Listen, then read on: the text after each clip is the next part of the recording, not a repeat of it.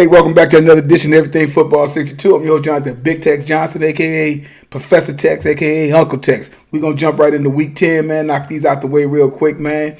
Get them out the way here. All right. Miami versus the Ravens. This is one of those games where I just knew. Well, figured Lamar would throw for about 250 yards, rush for another 150, have 4 touchdowns, while the Ravens defense would have put an assault on the Miami quarterbacks, whomever was playing. Whoever they was going to put back there, but like the immortal words of Charlie Murphy, wrong. The game was close, pretty much the whole game. Only difference was no team was scoring. The Fins were moving the ball with Brissett, who would get hurt and get replaced by Tua. Between the both of them, they would go 19 for 36 for 314 yards. The Dolphins had big plays. They had big catches from their young wideouts. From their young wide receivers. They had 5 big catches that went for like 195 yards, which would be an average of 35 yards a lick. Wilson, Ford, and Waddle all had 4 catches. The Ravens couldn't really get nothing going in the running game at all, which is their bread and butter, which is a shame that when you have 2 former Pro Bowlers back there, they're not even being utilized. I'm sick that Le'Veon Bell is not even seeing the touches that he should be seeing. The Dolphins stuffed the run game, harassed Lamar, sacked him 4 times, and picked him off late when the game was pretty much out of reach. The Ravens defense just looked bewildered. That when they were climbing back into the game, and then that little pitch slash, it's a pass, but it looks more like it's just a forward pitch that turns into a pass, and guy goes 40, 50 yards down the field, which took all the momentum away from them, and that in turn put the game pretty much out of reach. Like I said, Lamar go 26 for 40, 238 yards and a touchdown. The Ravens need help up front on offense. I'm like every week in and week out, all I'm doing is seeing Lamar getting harassed up the middle, like it's nothing. And Hollywood Brown need to get some glue for his hands, some tacky finger or something, because he's going back into bad habits. Dallas 43, the Falcons 3. Damn shame, because this score here, this score was supposed to look like this last week as well. Not much to talk about here for the most part. When your defense shut down the opposing team's offense, you shortened the field. Dak was on, going 24 for 31 for 296 yards, a touchdown and a rushing touchdown. CeeDee Lamb getting better and better. 6 catches, 94 yards, 2 touchdowns. Zeke barely touched the ball, but scored twice. The talk was Dallas defense that picked off the Falcons 3 times, sacked Mighty Ice twice. Durance Armstrong, I think he's a rookie if I'm not mistaken, got a sack and a block punt that was recovered for a touchdown. Michael Parson keeps balling. He's going to probably be your defensive rookie of the year, we'll see. Got a sack along with 6 tackles. Big test. They're playing KC next week. So that's going to be a treat. At least it should be. Titans 23, Saints 21. I have been saying this for the last few years. I like the way the Titans are built. Strong defense, good running game, solid quarterback play, even though I think Tannehill's a liability until he shows me otherwise. He will be solid, going 19 for 27, 213 yards, a touchdown, and a rushing touchdown within himself.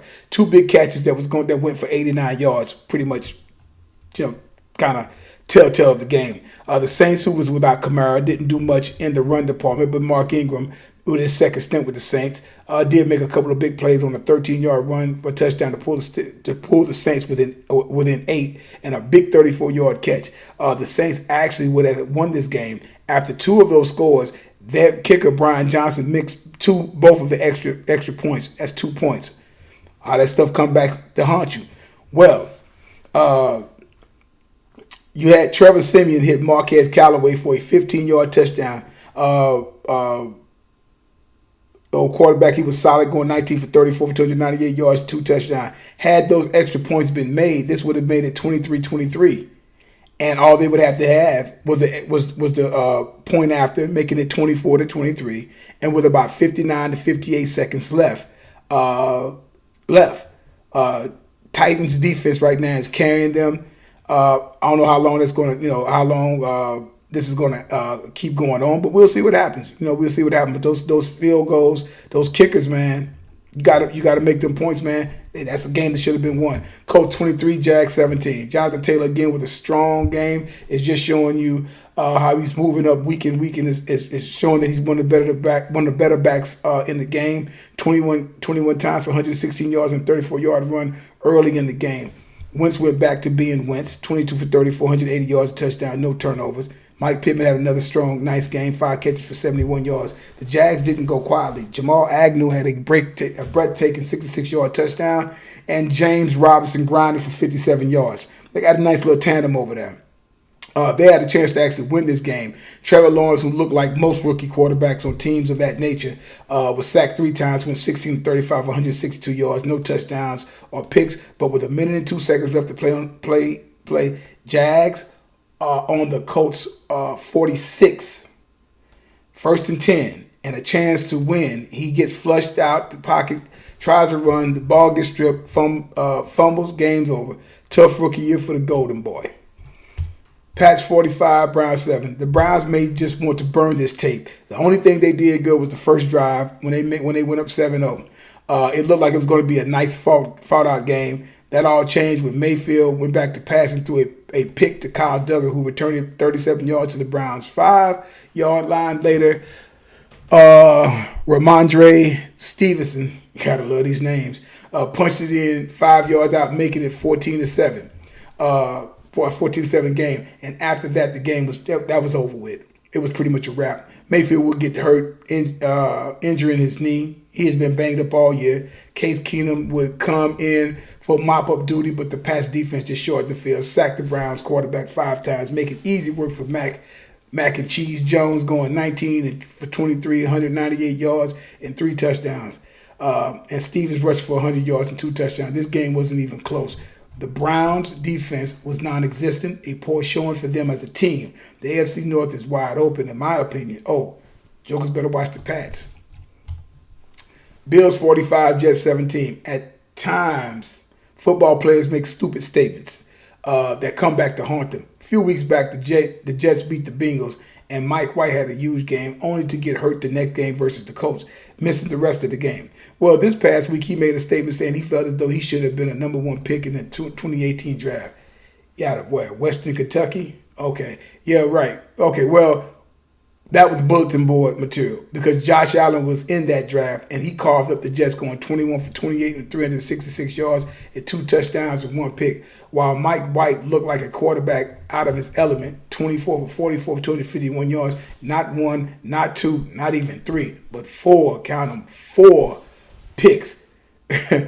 While Diggs tiptoed through the tulips of the Jets secondary for 8 catches for 162 yards and a touchdown, Mike White may want to keep quiet and just do his job next time. Pitt, Steelers 16, Lions 16. This god-awful game. No one wanted to win. I was hoping the Lions would win just so that they could say they had won a game. Face it, if Ben's playing, the game is over with for the most part. The only bright spot was Najee Harris rushing 26 times for 105 yards. The only bright spot for the Lions was Dandre Swift, who went for 30 yards, 30 catch for 130 yards. Old school ball with a good running back play, but due to inept kickers and horrible quarterback play, it was a tie. Skins of Washington football team 29, Bucs 19. This was an interesting game. I watched the majority. I watched a lot of this game. There aren't too many times you will see Tom Brady throw 2 picks and that really get him down. He always finds a way to come back, lead his team to victory. Well, that didn't happen this time. Washington defensive line, which is actually their strength, made it uncomfortable for old Brady. They were on Methuselah, all day and whatnot, led by Jonathan Allen. Shout out to Jonathan Allen wearing the old school LT linebackers and D-line face mask from the 80s and 90s. Shout out. Love it. Guys, get your cage back, man. Brady went 23 of 34, but only 220 yards, 2 touchdowns. Not really any big plays except for the 40-yard he threw to Mike Evans, bringing the Bucs within 4. But the backbreaker was this, and this made Heineke look pretty good. The Bucs was within 4. There's 11 minutes and 2 seconds left in the 4th. Taylor Heineke would sit up there and engineer the ball control 80-yard drive, taking up 10 minutes and 20 seconds off the clock, and icing the game with a 1-yard plunge by Antonio Gibson, who grinded for 24 totes and 64 yards with 2 touchdowns. Heineke spread the ball out to 9 different receivers, going 26 for 32, 56 yards and a touchdown. He looked good. Unfortunately for them, they lost Chase Young for the year. That could be a major blow for them. Vikes 27, the Chargers 20.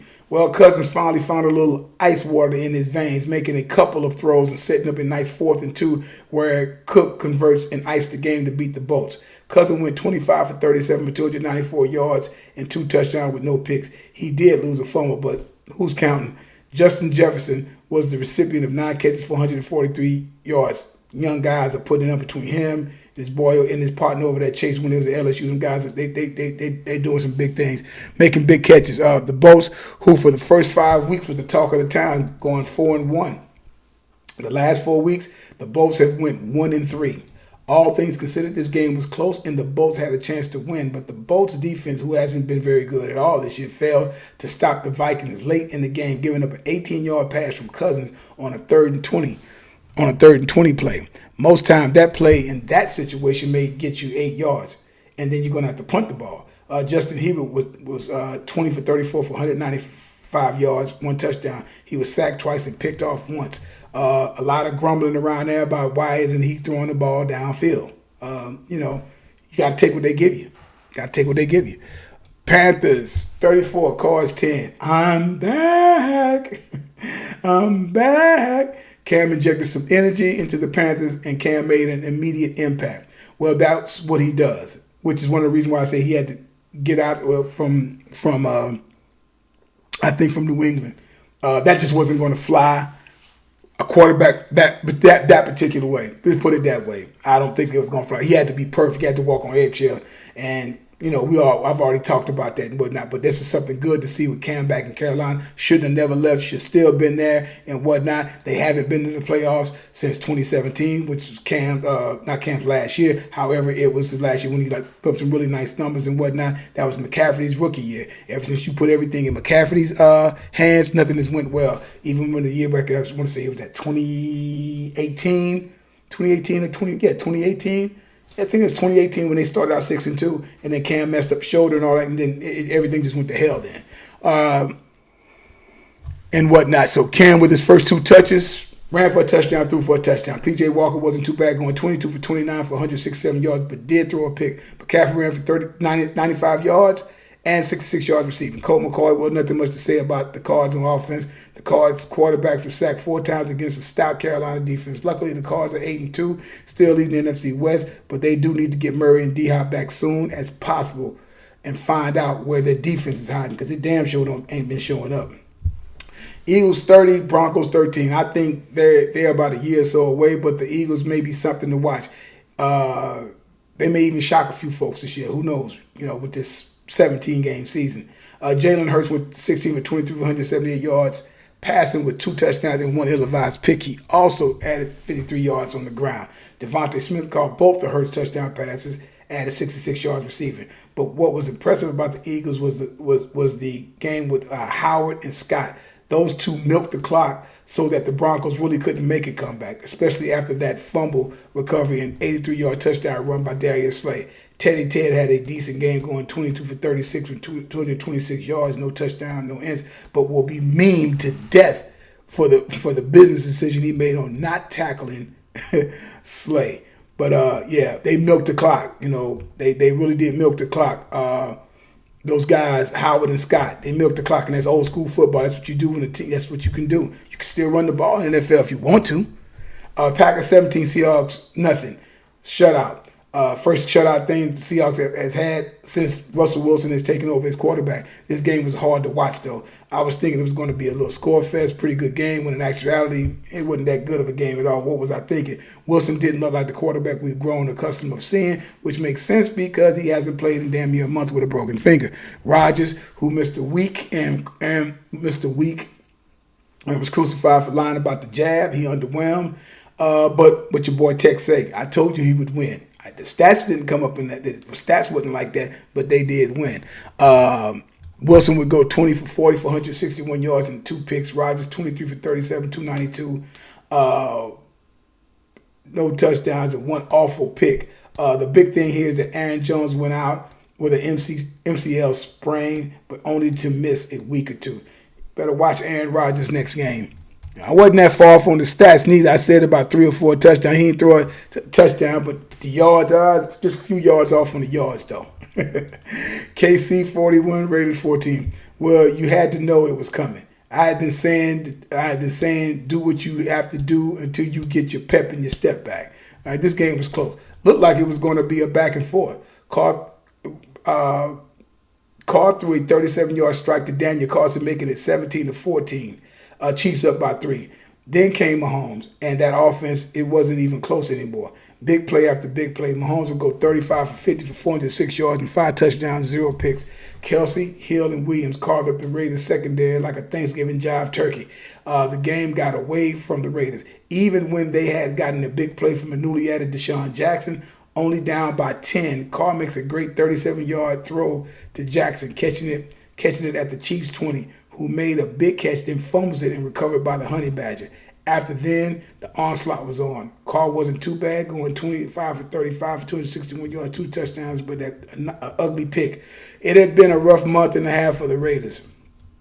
They are still 5-4, but they have to get out of their own way, or this season will go down the tubes, much like 2 of their former players.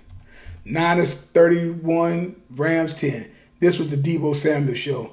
He set the tone running hard after the catch, blocking and running the ball with an attitude and authority. Also, George Kittle got into it as well. Both players caught touchdown passes. Samuels also rushed for a touchdown. Jimmy G was solid, 15 for 19, 182 and 2 touchdowns.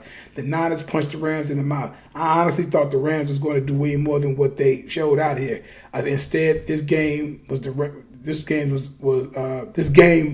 Rams was about padding Cooper Kupp's stats, who caught 11 passes for 122 yards from Stafford, who again looked like Stafford from the Detroit Lions. Luckily, they have won early. But with the Rams, or if the Rams are to be taken serious, he has to play better, and that defense has to play well because they got their lunch, snack, and girlfriend taken from them last night.